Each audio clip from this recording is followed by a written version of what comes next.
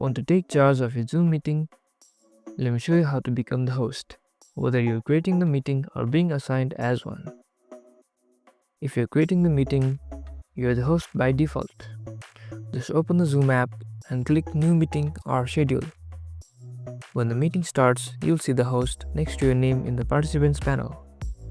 This means you have full control.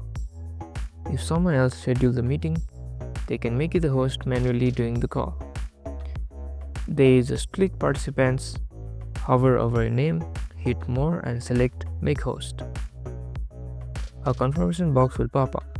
Once confirmed, you'll see the host's control like mute participants, start recording, open breakout rooms, and manage screen sharing.